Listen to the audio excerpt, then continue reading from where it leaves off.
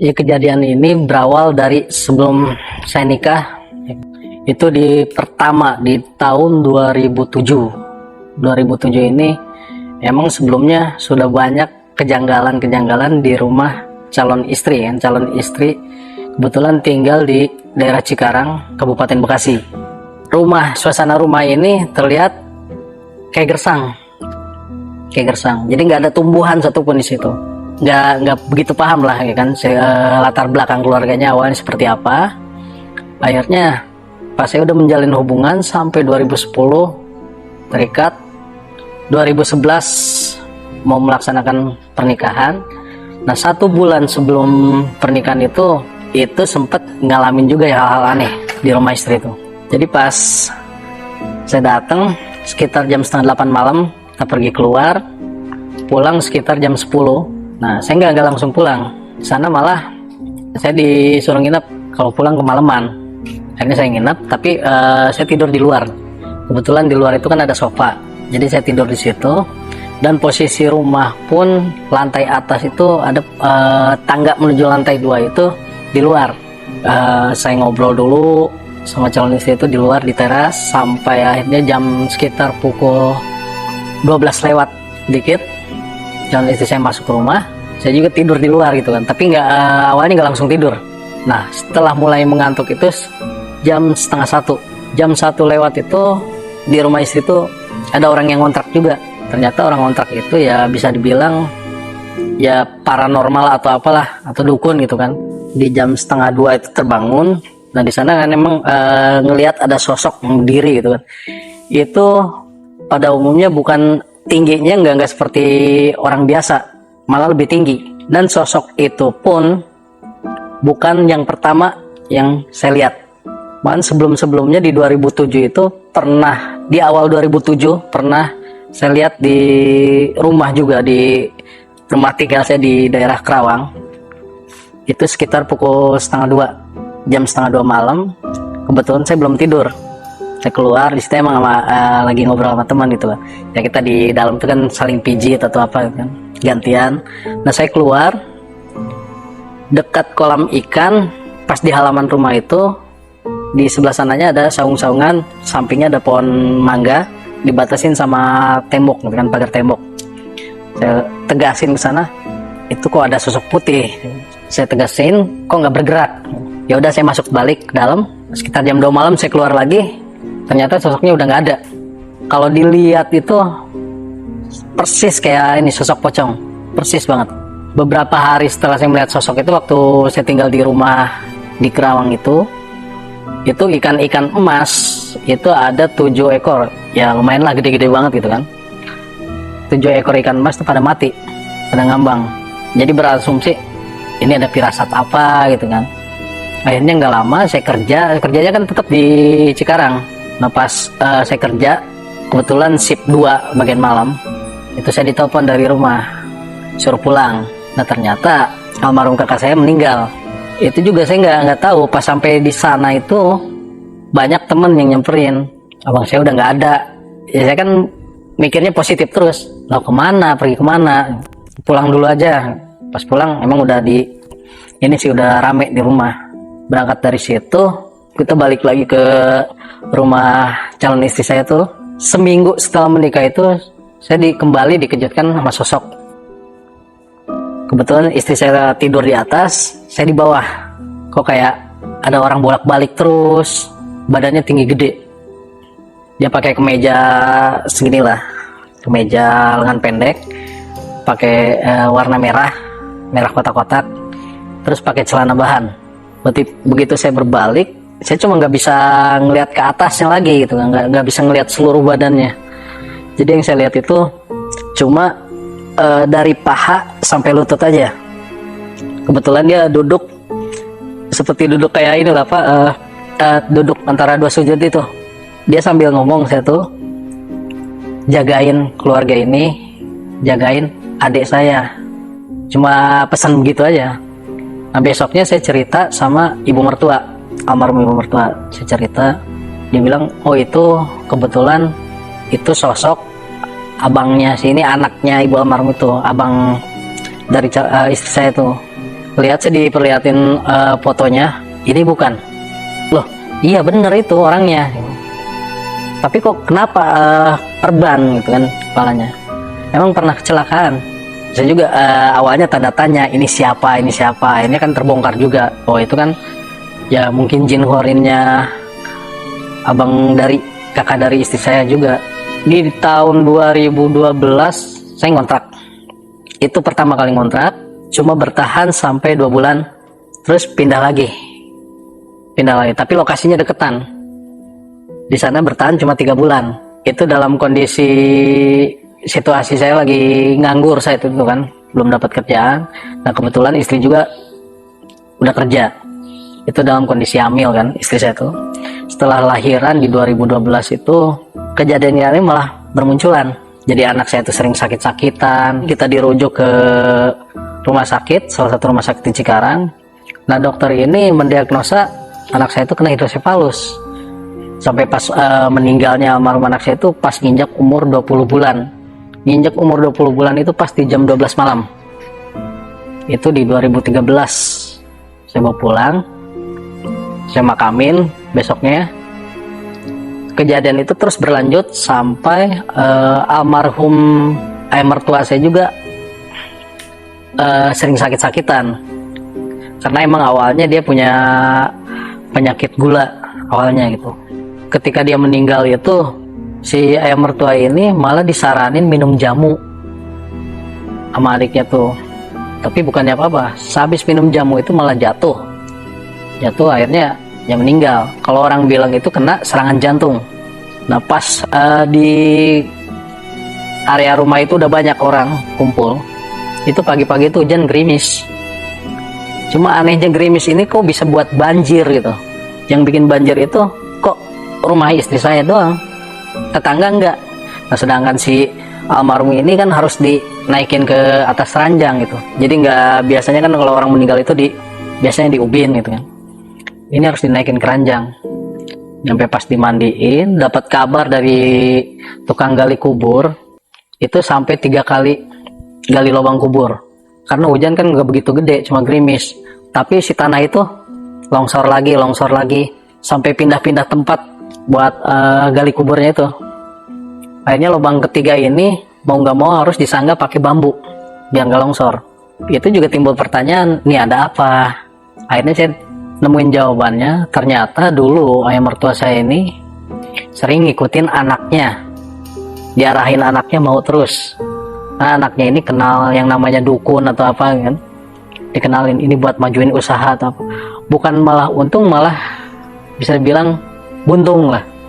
Harta-harta termasuk uang gitu kan, malah habis diporotin sama si dukun itu. Sampai dukun berikutnya semasa hidupnya ini almarhum ikut arahan juga, suruh nyari kepala kambing hitam.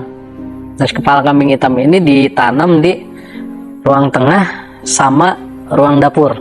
Entah tahu efeknya buat apa. Tapi yang ada rumah itu terus timbul masalah. Itu semasa hidup almarhum anak saya juga di situ kan. Waktu sakit di situ sampai kayak apa ya? Orang bisa dibilang tuh step kan. Ternyata bukan step. Ketika saya bakar cabai sama garam itu di halaman rumah istri saya itu, di samping rumah saya itu kan ada pabrik roti kosong. Ternyata ada yang lompat dari situ. Bayangan siluet itu hitam banget. Emang kelihatan sosoknya itu kayak orang, cuma matanya merah. Dia lompat pas saya bakar cabai sama garam itu, dia lompat. Nah dari situlah baru saya ngontrak. Setelah meninggal anak saya itu, saya ngontrak lagi, cuma bukan di tempat yang semula, tapi saya pindah ke masih daerah Cikarang juga. Itu persis di bawah dekat mall. Di situ juga cuma sampai 3 bulan. Pada dasarnya saya punya prinsip, setiap tempat tinggal yang saya tempati itu, saya kenapa nggak bisa bertahan lama, itu menghadapnya ke timur kalau nggak ke barat.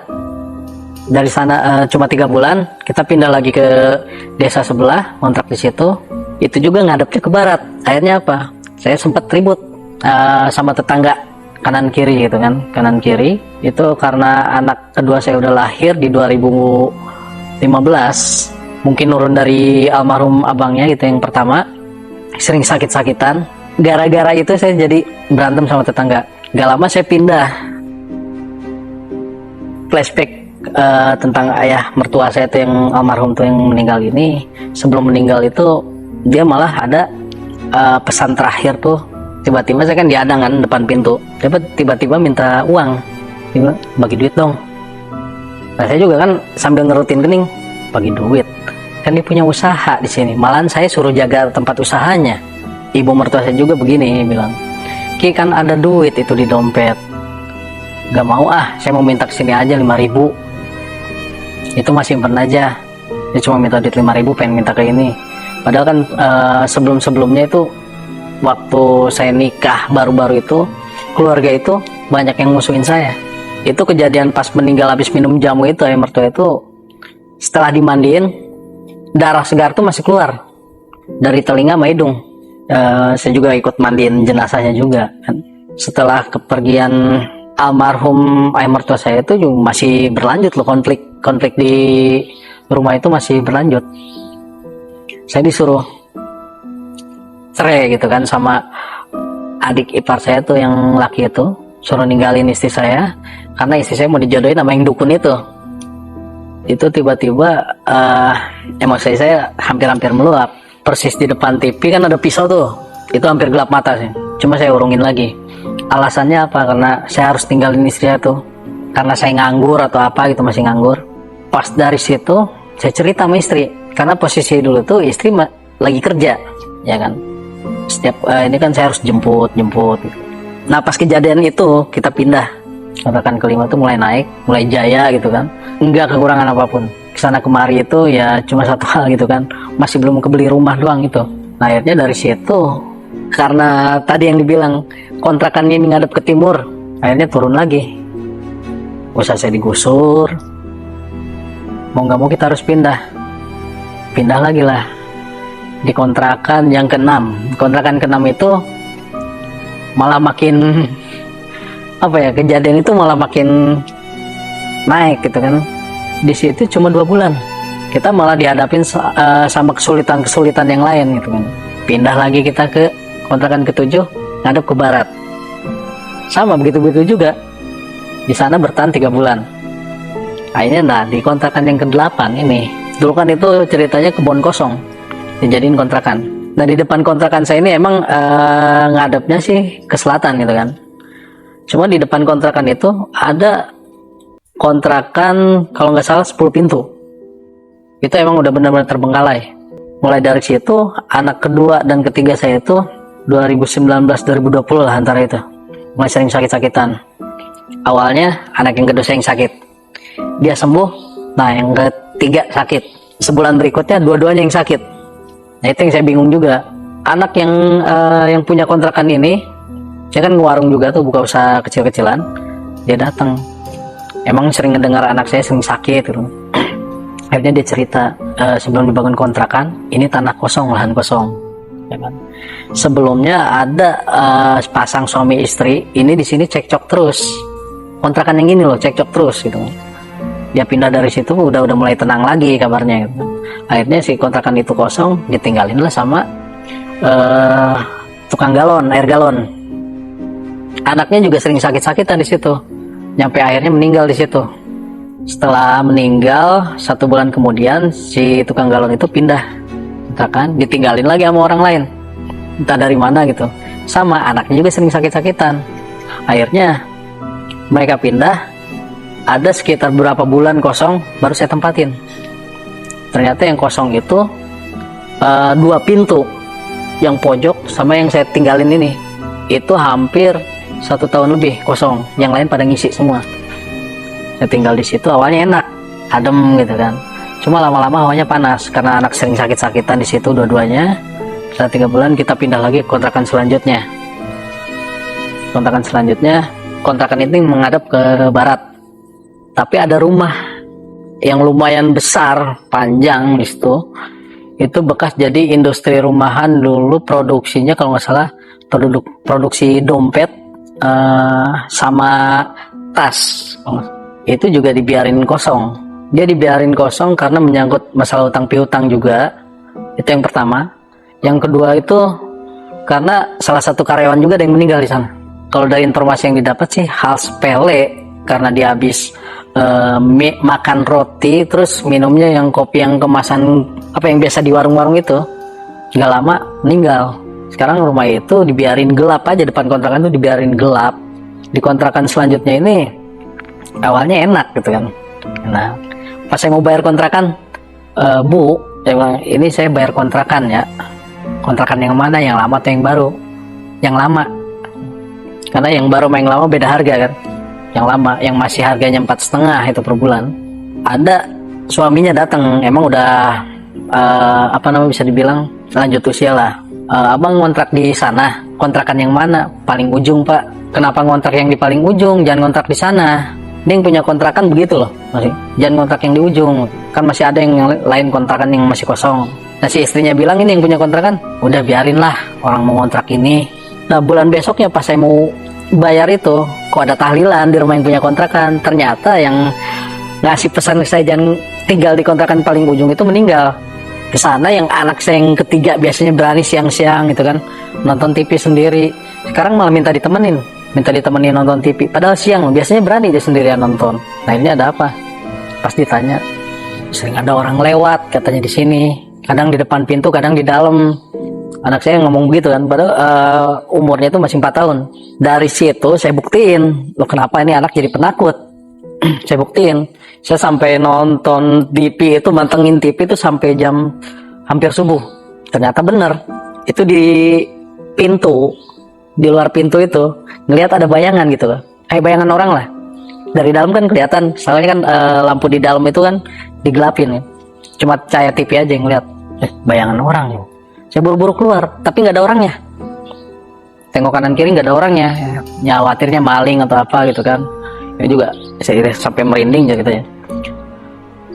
Saya tengok kanan kiri, tapi kenapa fokusnya ke rumah kosong itu gitu kan? Ke rumah kosong itu fokusnya. Saya masuk lagi.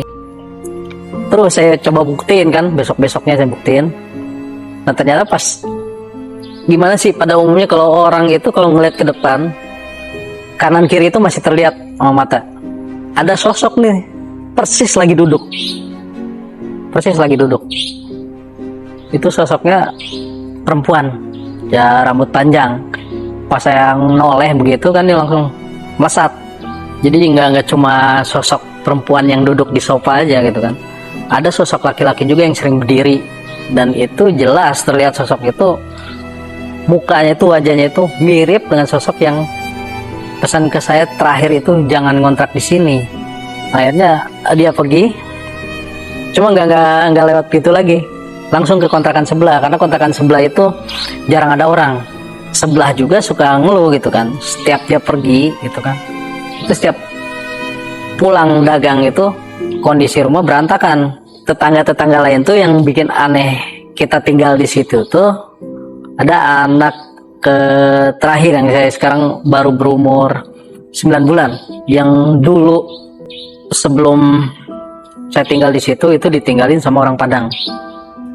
Anaknya sering nangis, cuma anak saya tuh nggak pernah nangis. Terakhir kali nangis itu sampai apa ya, sampai jam 5 subuh, setelah azan subuh, dari jam 2 malam. Itu pas saya pulang, dia anak nangis terus. Akhirnya yang dilihat sama anak saya yang ketiga itu emang ada, kadang jadi sosok perempuan, kadang sosok laki-laki. Saya cari tahu dari tetangga yang pernah lama tinggal di situ. Dia bilang dulu yang punya kontrakan ini tuh dia tahu masalah ekonominya seperti apa, bener-bener orang nggak punya. Nah sekarang kontrakan di mana-mana, itu cuma hitungan tahun.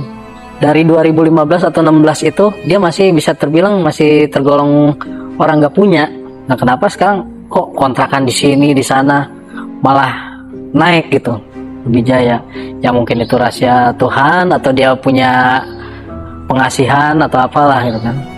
Yang pasti almarhum yang punya kontrakan itu dulu pernah pesan begitu, jangan tinggal paling ujung, atau misalkan yang ujung itu ada simpenan dia, ya bisa dibilang penjaga kontrakan yang berwujud jin atau gimana, saya juga kurang paham. Di situ selama 3 bulan itu baru kesulitan, yang lain malah lebih hebat lagi gitu. Nyampe saya nggak kebayar kontrakan 3 bulan itu. Pas pulang itu udah dikunci pintu. Ya tetap saya bisa masuk karena saya punya kunci serep, bisa masuk kontrakan, tapi kondisi kontrakan udah berantakan. Di sana emang pas yang masuk duluan itu emang istri sama anak saya kan. Ya mereka juga kaget gitu kan. Ini darah apaan? Kok kayak melebar panjang gitu ke arah dapur. Selain itu kan ada cipratan darah juga di tembok.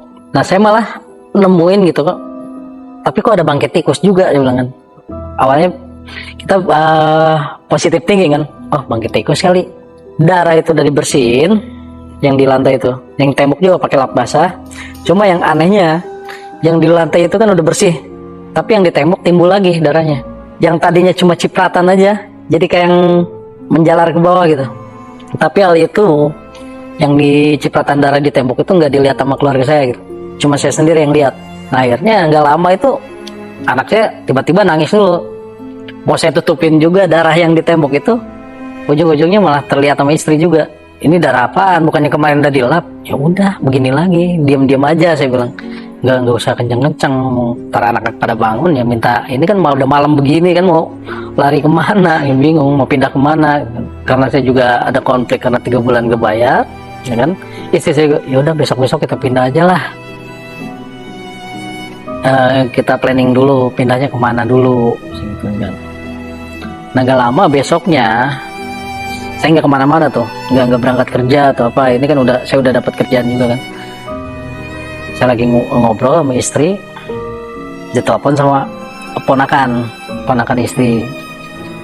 Ternyata ibu mertua, nyokap mertua istrinya itu udah meninggal karena emang penyakit yang dideritanya itu penyakit paru-paru. Sejak mertua perempuan ini yang meninggal itu nggak ada keanehan. Yang timbul keanehannya itu di sekitarnya itu emang konflik masalah ekonomi, ya kan. Ini dikejar-kejar utang lah apalah gitu kan. Nah, saya akhirnya pulang ke rumah mertua, ikut nguburin jenazah juga. Nah besoknya kita punya rencana begini, mending kita balik lagi aja lah ke rumah ini. Di sana udah banyak konflik juga, punya kontrakan. Ya udah nyatunya pindah ke situ. Karena kan selain itu kan anak juga sering lihat yang aneh-aneh juga di kontrakan itu. Ya termasuk saya juga gitu kan. Karena saya pengen buktiin apa yang dilihat anak itu benar apa enggak. Ternyata benar. Nah kita balik lagi kontrakan. Ternyata kontrakan itu udah dikunci lagi pintunya dari luar. Udah diganti lagi, si kuncinya itu diganti. Jadi kita benar-benar nggak bisa masuk. Akhirnya kita ngadep yang punya kontrakan. Solusinya gimana? Ya udah barang elektronik lu tahan dulu. Ya udah tahan, kita pindah ke rumah mertua. Karena rumah itu kan kosong kan. Mau kosong, jadi nggak ada yang mau tinggal di situ. Karena kan awal-awal terbelakang yang tadi saya ceritain itu melekat juga. Seperti di rumah itu kan ada yang namanya pendaringan. Kalau orang dulu kan pendaringan itu tempat penyimpanan buat kebutuhan pas kita ngadepin paceklik kan. Nah ini lain, pendaringan ini di rumah mertua saya itu, pendaringan ini dipakai buat tempat dulunya, dipakai tempat ya buat sholat juga. Cuma sholatnya itu bisa dibilang salah ajaran lah. Karena harus apa? Orang-orang dulu tahu sendiri, kepercayaan dulu itu kan nganutnya itu ya sama agama lain juga kan. Malahan ada sesajen juga dulunya. Di pendaringan itu ada kendi kosong. Kalau nggak salah ada sekitar 3 kendi kosong, gentong kosong. Itu ditutup pakai kain kapan putih. Kalau saya mau pindahin keluar juga, ya ntar mungkin keluarganya juga marah gitu kan. Saya jadi nggak berani ngeluarin. Di situ tetap saya pakai buat sholat. Cuma ke kondisi rumah itu kayak rumah yang bertahun-tahun gak diisi. Jadi tiba-tiba si musola itu kalau hujan tuh bocor, itu benar-benar bocor. Jadi kayak air tumpah lah. Jadi si musola itu banjir. Jadi bisa dibilang gak boleh dipakai, pendaringan ini gak boleh dipakai aktivitas apapun, apalagi soal ibadah. Jadi setiap hujan itu saya sering bersihin. Nyampe anak saya takut kalau mau ke belakang tuh, mau ke toilet itu takut ngelewatin pendaringan itu. Jadi rumah itu sekarang cuma dipakai buat tidur doang untuk keluarga gitu kan. Jadi setiap pagi saya berangkat sama keluarga buat nyari usaha. Kadang saya juga non-stop gitu kan di tempat usaha itu. Kadang juga pulang ke rumah. Jadi kejadian-kejadian aneh itu yang janggal itu nggak sering terjadi, Cuma ya untuk saat ini kita cuma bisa, insya Allah kalau ada rezeki kita bagusin lagi rumahnya. Jadi nggak hal-hal bocor kayak gitu nggak terjadi lagi. Itu semua yang saya alami sama keluarga saya.